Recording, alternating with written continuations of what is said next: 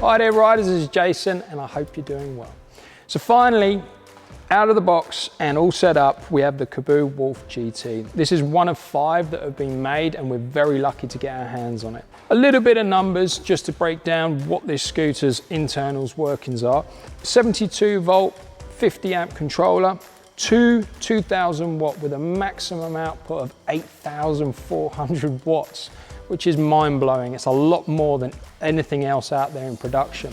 Hydraulics, front and rear discs, and a brand new thumb throttle, which is a welcome addition. If you're used to the trigger throttle, this, once you get used to it, is so much more comfortable. And they've gone for a brand new motor controller. So this is their top performing e-scooter. It's the Sine Wave controller, which is mounted just in the forks.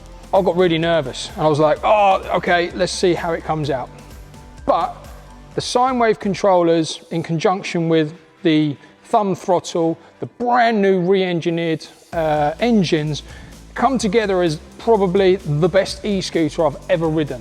Now, whenever you have so many new things into one product, invariably you might have some conflicts. In this, it flows. It's absolutely phenomenal. What's different about this one? So they've moved the motor controllers up into the stem system, and that's great for a number of reasons. For the waterproofing, I know that they've silicone sealed the motor controllers, but actually lifting it from the ground, which historically it was underneath your feet, everything used to get chucked into there, and the amount of motor controllers that used to get issues, you're not going to get this anymore. This is absolutely perfect placement. It's not so high that it ruins the center of balance, and it's a natural evolution of where it should be going, because eventually I imagine they're going to go to 100 volts. So they're going to need that deck space. As soon as you start changing the center of mass, you're going to change the characteristics. They countered that by putting longer handlebars in. So one of the first things that I saw when it got out of the box was it's a longer handlebar. It's about 5 inches longer. So I was like, oh no, they've changed it. It's not going to be the same. We weren't supposed to ride it the day that it came out, but we had to. It would be rude not to. It is absolutely beautiful. It still has the characteristics. It still has the pedigree of the Wolf of its previous designs. And they've done a very good job.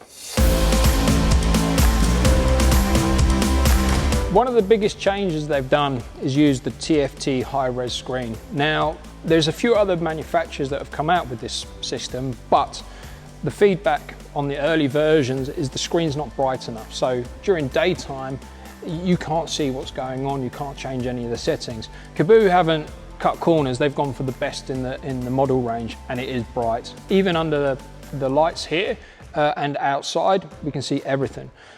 It's a really good addition, and it's a natural evolution.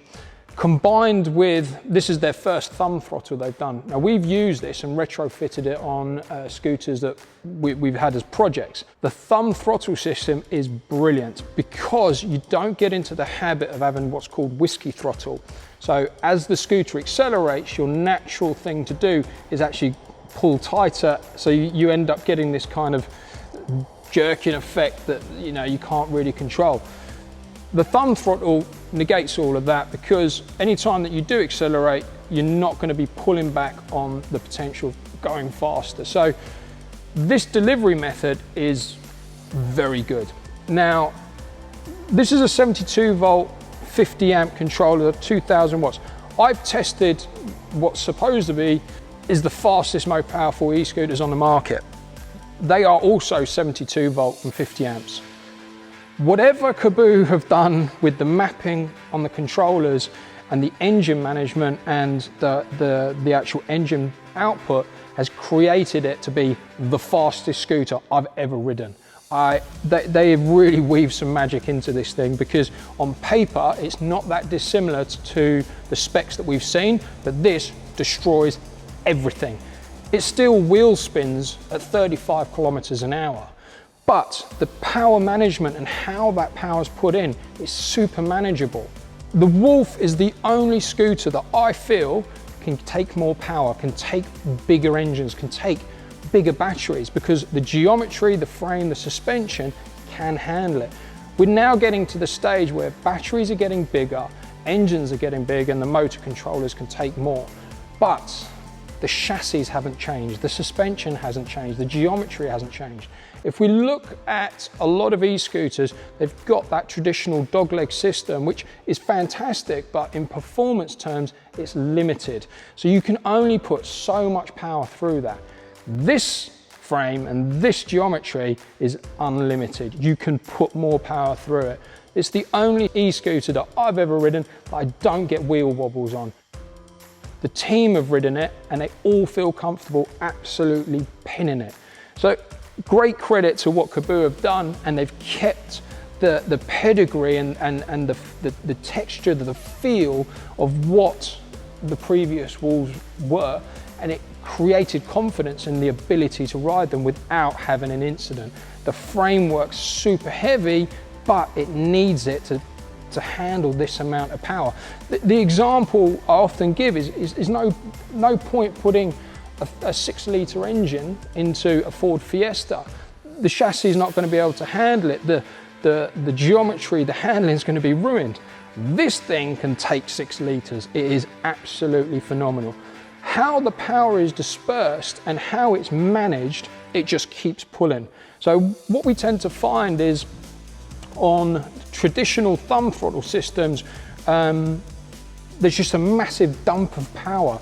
And what happens is you just get this wheel spin, and yeah, it looks great, but it's power dispersed and wasted. Where this comes into its own is it just keeps building and keep building and keep building. So they've done a lot of work on the mapping and how the power management is put through the wheels. Very good, because you can get powerful engines that you just can't ride at low speeds or intricate forestry work. It just becomes massive dumps of power, and all you do is just tap the throttle, and it's not the most comfortable ride. I've never known any other motor controller other than Mini Motors. This takes it to a whole new level. I applaud the guys at Kaabo. They've done a fantastic job on this scooter, and everything that this combines is where it needs to be, and they've just set the bar a little bit higher than everybody else. Actually, a lot higher. No disrespect to the other manufacturers, but this is a phenomenal scooter. To give you an idea, when we got it out of the box, it had 40% battery. Our Wolf King had 100% battery. My other test rider is 75 kilos. I've got 20 kilos on him, and off the line and through the midsection, I was pulling away. On half battery and 20 kilos more, this destroyed him, and it destroyed everything else that we have in the warehouse at 40% battery. So this is very quick. Now we've charged it up to 100%. We're going to take it for a rip in the forest. Here we are in the forest.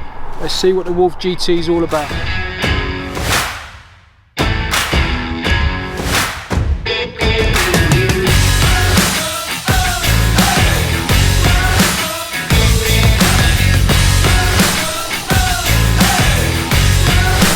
We've been out in the forest now. Well, we put down 30 miles. My legs are shot, my arms are bust, but I ragged this. I absolutely ragged it, and it's still as tight as a drum. Nothing's shaking, nothing's moving, didn't lose any power. Interestingly enough, the rear engine got up to 90 degrees and the front got up to 75. Interesting stats that the screen's given us. But all in all, unquestionably the best scooter. I've got a big grin on my face because I've had a blast just ripping around in the forest. So this is only one of 5 made, but we're getting them in the country very soon. They're available on pre-order. Snap them up. This is the best scooter I've ever ridden. Wolf GT.